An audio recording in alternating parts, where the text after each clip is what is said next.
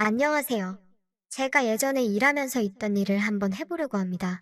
여기 재밌는 이야기들 많은데 제 이야기가 얼마나 반응이 좋을지는 모르지만 이 사연 말고도 저는 재밌는 추억담이 많으니 반응이 좋으면 다른 사람과의 이야기들로 2탄, 3탄도 계속 연재를 해볼까 합니다. 일단 이때는 제가 아직 28살밖에 되지 않았던 시기입니다. 집에서 놀고 먹고만 할 수는 없으니 직장을 구해서 다니고 있었습니다. 사대보험도 해주고 말뿐이기는 하지만 복지도 조금 있는 데다가 버는 돈도 적지만 일하는 것도 그렇게 힘들지 않는 평범하게 동네에서 영세하는 회사였습니다. 일이 힘들지는 않으니까 퇴근하고도 몸이 그렇게 피곤하지는 않았어요. 그런데 그때쯤 연애를 하던 여자친구가 있었는데 그 여자친구랑 조금 사이가 틀어지게 되면서 잠깐 정신적으로 힘들었던 적이 있었거든요. 원래는 주말에는 항상 여자친구와 함께 있었는데 한동안 연락을 안 하게 되었어요. 주말에 집에만 있으니 괜히 안 좋은 생각만 자꾸 들고 그럴 바에 차라리 돈이나 더 벌자 싶어서 주말에만 할 수 있는 아르바이트를 구해서 시작하게 되었습니다. 주말에만 반짝하고 마는 거라서 사실 일자리가 구하는 게 쉬운 편은 아니었어요. 그러다 운이 좋게 집 근처에 있는 호프집에 취직하게 되었습니다. 그 당시 시급치고도 굉장히 짠 편이라서 조금 실망했는데 그래도 일을 할 수 있게 된 게 어디인가 싶어서 감지덕지했네요. 아무튼 여기 이후로 다른 곳에서도 아르바이트를 했는데 여기 말고도 다른 아르바이터에서 있었던 사연들이 많습니다. 이건 나중에 반응 봐서 더 보내드리던가 할게요. 아무튼 제가 식당에서 서빙 경력이 있다 보니 호프집에서 일하는 게 그렇게 어렵지는 않았습니다. 시급이 낮은 편이었지만 이 일터가 좋았던 게 첫째로는 제가 원하는 날에 일을 할 수 있는 게 좋았고 두 번째로는 아르바이트 면접 볼 때 여사장님이 엄청 예뻤기 때문입니다. 그런데 여사장님이 예쁜 거 말고 또 다른 이유가 하나 더 생겼는데 세 번째 이유가 첫 출근하고 나서 만난 아르바이트생 중 한 명이 또 엄청나게 예뻤어요. 여사장님은 딱 호프집 운영하는 젊은 아줌마 느낌이 났습니다. 나이가 기껏해야 40대 초중반 정도로밖에 보이지 않았는데 아줌마 특유의 억척스러운 느낌이 아니었어요. 또 그때 당시에 마침 몸짱이 유행했고 그 여사장님 또래의 아줌마가 운동으로 아주 대박을 냈던 적이 있어서 여사장님도 그 유행에 휩쓸렸는지 전반적으로 건강해 보였고 여기저기 관리에 정말 공을 들였다는 느낌이 났습니다. 그리고 같이 일했다는 그 종업원은 딱 그 당시 제 나이 또래이거나 저보다 조금 어려 보였어요. 기껏해야 제 여자친구 나이 정도 돼 보이는데 제 여자친구랑 비교했을 때는 이 친구는 잡지 모델을 해도 되겠다 싶을 정도로 제가 키가 작은 편이 아닌데도 제 옆에 서 있으면 여자인데도 꽤 크다는 느낌을 받았습니다. 여사장님도 키가 작은 편이 아니었는데 이 친구는 진짜로 모델을 해도 되겠다 싶을 정도로 팔다리가 쭉쭉 뻗어 있었어요. 그런데 또 얼굴은 조망만 해서 호프집 어두운 조명에 그녀가 생맥주 캔을 양손에 3개씩 들고 테이블을 지나갈 때면 일제히 가게 안에서 술 먹던 남자들도 다 그녀가 지나가는 자리에 시선을 빼앗길 정도였습니다. 그만큼 그녀의 미모는 독보적이었고 제 생각에는 분명히 이 가게 안에 그녀의 미모 때문에 단골이 된 사람이 있을 거라는 생각이 들 정도였습니다. 여사장님도 미모 면에서는 남들한테 지지 않았어요. 단지 딱 하나, 그녀가 아무래도 나이가 있다 보니 젊은 손님들이 대부분이었던 호프에는 분명히 호불호가 갈렸을 거라고 생각합니다. 같이 일하는 제 또래의 그녀가 정말 연예인을 해도 되겠다 싶을 정도로 예쁘기는 했는데 저는 솔직히 개인적으로 여사장님이 더 마음에 들었습니다. 특히 손님 관리한다고 손님이 계산할 때 여사장님이 씩 웃으면서 감사합니다. 또 오세요.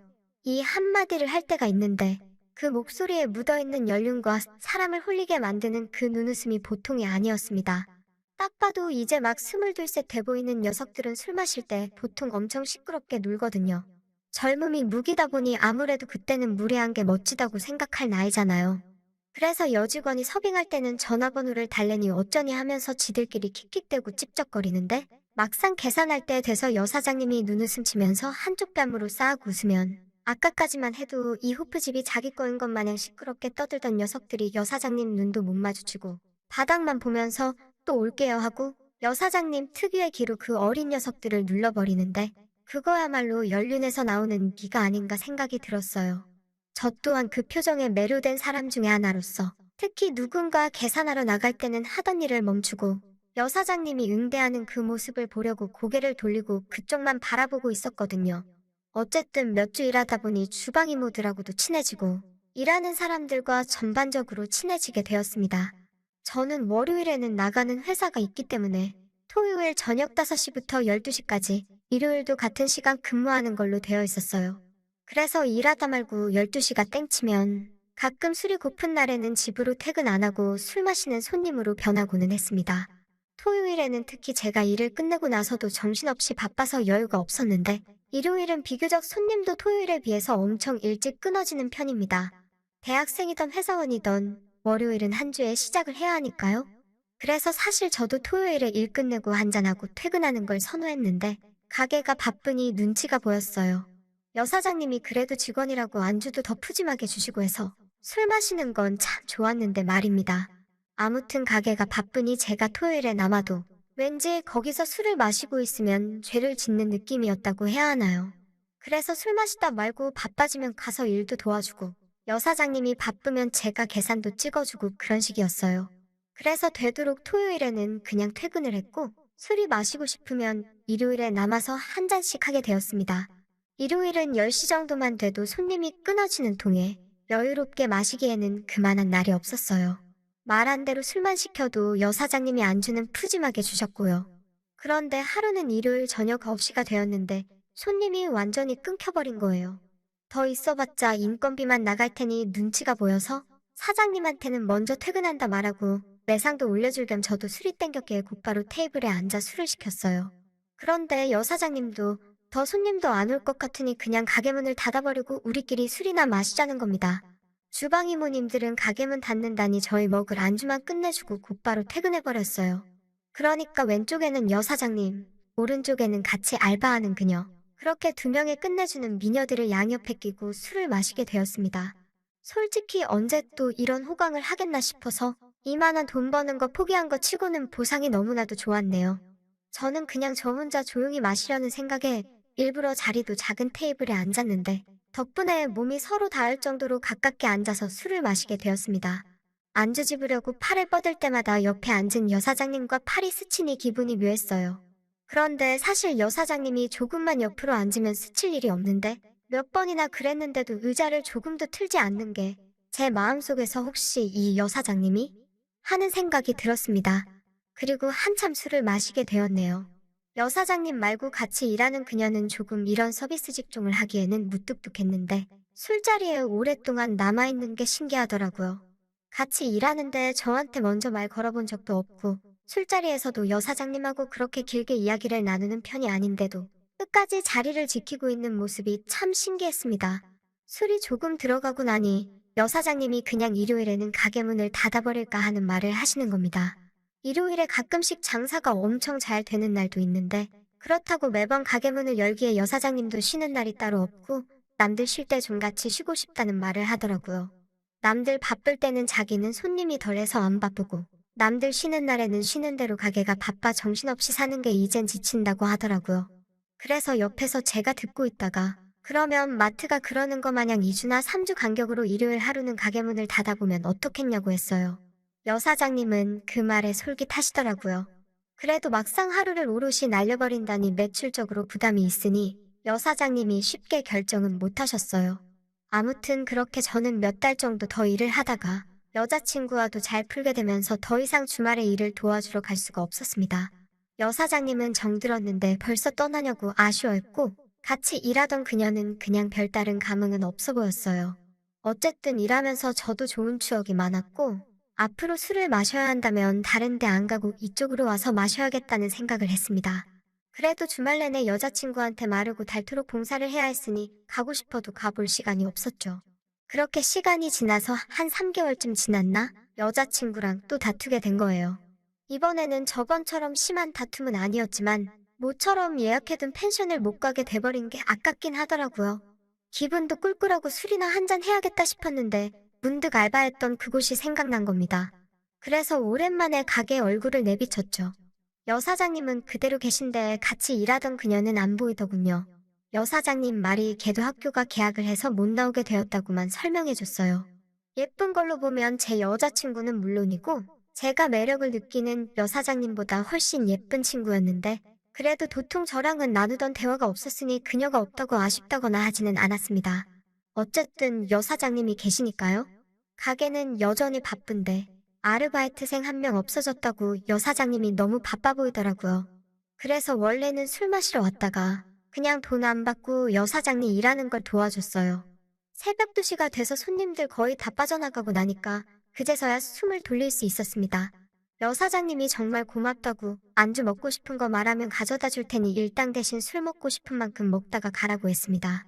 보통은 제가 맥주를 많이 마시는데 여자친구 때문에 심란했는지 소주를 마시기 시작했어요. 여사장님도 평소에 제가 주종이 맥주인 걸 알고 소주를 마시니까 신경이 쓰였는지 무슨 일이 있냐고 물어보더라고요. 그래서 여자친구랑 이래저래 해서 싸웠다. 금방 풀긴 하겠는데 내일 예약해둔 펜션이 아까워서 속이 상하니 술 생각이 났다 뭐 이런 이야기를 했죠. 그런데 여사장님이 펜션이 아까우면 자기랑 같이 가자는 겁니다. 가게 열어야 하지 않냐고 물으니 같이 일하던 그녀가 학교로 돌아가면서 여사장님도 힘에 부쳐서 일요일에는 가끔씩 그냥 닫아버릴 때도 있다고 하시는 거예요. 술을 더 마시려고 하니 여사장님이 이 술은 내일 펜션 가서 마시자고 하는데 또 저번처럼 여사장님과 너무 가깝게 닿아 있어서 마음이 떨려왔습니다. 여사장님이 술은 자기가 준비할 테니 저는 몸만 오면 된다고 하더라고요. 그래서 펜션 주소랑 그런 걸 알려주고 저는 집으로 돌아와서 그냥 천장만 보고 있었습니다. 자꾸 여사장님과 펜션에 갔을 때 뭘 하게 될지가 눈에 선하고 상상으로라도 이미지 트레이닝을 하고 있으니 잠을 잘 수가 없었어요. 그렇게 저도 다음날 점심때 펜션으로 출발을 했습니다. 가는 길 내내도 운전에 집중이 안 되더라고요. 평소에 호감을 가지고 있던 40대 초반 여사장님을 가게 외적인 장소에서 만나는 것도 처음인데 그것도 다른 장소가 아니라 원한다면 영영 둘만 있을 수 있는 장소에서 만나게 되었으니 말이죠. 펜션 앞에 여사장님 차가 주차되어 있는 걸 보니 저보다 먼저 도착하신 듯 했어요. 정말 머릿속에는 여사장님과의 온갖 기대 때문에 가슴이 벅차오르고 떨려서 제정신을 차릴 수가 없더라고요. 펜션이라고 해봐야 주변에 솔직히 아무것도 없는데 둘이서 밖에 구경 다닐 것도 아니고 방 안에서 밥만 먹을 것도 아닌데 뭘 하겠어요? 라고 생각했지만 그건 저의 우산이었습니다. 자신있게 문을 열고 들어왔는데 여사장님은 혼자가 아니었어요. 같이 일하던 그녀도 같이 펜션 안에 있더군요. 관뒀다는 애를 뭐하러 다시 부르셨나 싶었습니다. 이거 뭐 동청회 하는 것도 아니고 여사장님도 뻔히 제가 무슨 기대를 하고 왔는지 아셨을 텐데 이렇게 초를 칠 수가 있는가 싶었어요. 그런데 그녀가 저한테 인사를 건네는데 처음으로 제 앞에 미소를 보여주는 겁니다. 저보고 오랜만이라고 하면서 말이죠. 예상치도 못한 그녀의 태도에 저도 이게 무슨 일인가 했습니다. 제가 오는 소리를 들었는지 여사장님도 2층에서 내려오더군요. 그리고 그녀들과 저 이렇게 셋이서 펜션에 딸린 풀장에서 낮에 수영하면서 즐겁게 놀았습니다. 제가 원한 은밀한 여행은 아니었는데 이건 이거 나름대로 워크숍 온 것 같고 뭐가 됐든 보기 드문 미녀 2명하고 같이 노는 거다 보니 아쉬움은 하나도 없었네요. 그리고 저녁이 되었습니다. 여사장님이 술을 챙겨온다고 챙겨왔는데 소주를 짝으로 2짝을 가져오셨더라고요. 손이 큰 건 알겠는데 셋이서 이 술을 언제 다 마시나 싶었습니다. 고기를 살짝 구워서 술을 마시기 시작했는데 여사장님 말고 같이 일했던 그녀가 술을 엄청나게 빠른 속도로 달리는 거예요. 조금 천천히 마시라고 해도 여전히 무뚝뚝해서 아무 말도 안 하고 고기가 채 익기도 전에 소주 한 병을 비워버리더군요. 그리고 얼마 안 있어서 취해가지고는 식탁에 팔 베고 누워서 뻗었습니다. 술도 못하면서 뭘 그렇게 급하게 마시나 싶었는데 이제 여사장님과 저를 방해하는 세력이 사라졌으니 그건 나름대로 잘 된 것 같다는 생각을 하고 있었어요. 그리고 여사장님과 진득하게 술을 한 잔씩 주고받으며 시간을 보내고 있었습니다. 그런데 여사장님이 술 먹고 뻗은 그녀를 가리키면서 참 예쁘지 않냐고 물어보는 거예요. 예쁜 건 저도 인정하는 바이니 그렇다고 대답했습니다. 보편적인 미의 기준도 있고 그녀는 젊음도 가지고 있기 때문에 제가 여사장님한테 빈말로 더 이쁘시다고 해봐야 마이너스 점수밖에 되지 않을 걸 알고 있었으니까요. 그런데 여사장님이 질투를 하기 시작한 건지 저한테 자꾸 그녀에 대한 질문을 하는 겁니다. 지금 만나는 여자친구랑 비교하면 어떠냐? 조금 무뚝뚝하긴 하지만 마음 하나만큼은 착한 애다 등등. 그녀에 대한 칭찬도 아끼지 않으면서요. 그때까지 솔직히 여사장님이 나한테 왜 이러나 싶었습니다. 그런데 결국에는 원하는 질문을 딱 꺼내시더군요. 여사장님은 그녀를 어떻게 생각하냐고 물어왔어요. 여자는 질투의 동물이라더니 자기가 데려와 놓고서는 질투를 하고 있는 게 참 어이가 없었습니다. 저는 이게 기회다라고 생각하고 여사장님한테 바로 대답을 했습니다. 그녀를 한 트럭을 가져다 줘도 내 눈에는 여사장님이 제일 아름답다고요. 그러니 여사장님이 엄청나게 당황을 하는 겁니다. 그러고서는 저를 저만치 데리고 가서는 그 말이 진심이냐고 물어보더군요. 내가 거짓말을 할 이유가 뭐가 있겠냐고. 일 처음 시작했을 때부터 여사장님한테 관심이 있었다는 이야기까지 했어요. 술 조금 들어갔다고. 펜션이라 그런지 평소에는 꺼내지도 못했을 멘트들이 술술 나오더라고요. 여사장님은 곤란하다는 표정을 지으면서 마음은 고맙지만 그 말은 그녀 앞에서는 하지 말라고 하면서 저에게 비밀을 말해줬습니다. 저도 엄청 놀랐어요. 그냥 저와 같은 아르바이트생이라고 생각했던 그녀는 알고 보니 여사장님의 딸이었습니다. 여사장님이 워낙 결혼을 일찍 하는 바람에 딸하고 나이 차이가 많이 나지 않았던 거고, 그동안 그녀는 그냥 엄마가 하는 가게를 도와주러 온 딸내미였을 뿐이고, 저는 그 사실을 몰랐던 거죠. 그도 그럴게 말해주는 사람이 아무도 없으니, 그걸 제가 어떻게 알았겠어요. 그리고 더 충격적인 건 그녀가 저를 좋아한다고 하는 말이었어요. 원래도 제가 그만두고 나서 그녀가 상심을 많이 했다고. 방학이 끝나서 일을 쉬는 건 맞지만 제가 있었으면 주말만이라도 계속 나왔을 거라고 하는 겁니다. 자기 딸한테 상처 주지 말라고 하는 말이었어요. 그런데 저는 이미 여사장님한테 마음을 고백해버린 상황인데 그걸 어떻게 말릴 수 있었겠어요. 여사장님도 술기운이 올라서 그런지 자기 딸 눈치를 살피며 저에게 다가왔습니다. 그녀는 이미 술 때문에 한동안 깨지 않을 것처럼 보였고 그녀가 깨지는 않을까? 조심조심 여사장님과 저는 근처 소파로 가서 둘만의 시간을 보냈습니다. 하지만 여사장님은 저한테 부탁하더라고요. 지금 여자친구랑 헤어지고 자기 딸하고 만나줬으면 좋겠다고요. 처음으로 그녀가 먼저 좋다고 한 남자가 저인데 딸한테 실연의 아픔을 주고 싶지 않다고 하시면서요. 그리고 펜션 여행을 기점으로 저는 만나던 여자친구와 헤어지고 여사장님이 아니라 여사장님의 딸인 같이 알바했던 그녀와 함께 연애를 시작하게 되었습니다. 연애하는 동안도 여사장님은 제가 그리웠는지 가끔씩 저한테 전화를 해서는 딸이 안 돌아오는 날마다 집이 빈다고 저를 불러서 시간을 보내기도 했어요. 그렇게 한참을 여사장님과 그의 딸을 번갈아가며 만나다가 여자친구 사이가 된 그녀와 큰 다툼을 하면서 헤어지게 되었어요. 그렇게 자연스럽게 여사장님과도 연락이 끊어지게 되었죠.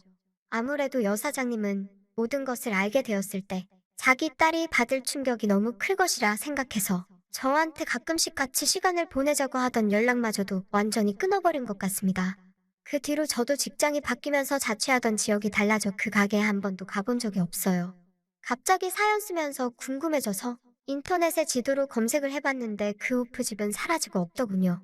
가끔씩 그 두 사람이 뭐하고 사는지 궁금합니다. 이번 사연은 이걸로 끝이고요. 반응 좋으면 이 두 사람 이야기 말고도 다른 일이 엄청 많았는데 그중에 엄선하고 엄선해서 가장 재미있는 이야기로 다시 찾아뵙도록 하겠습니다. 끝까지 들어주셔서 감사합니다.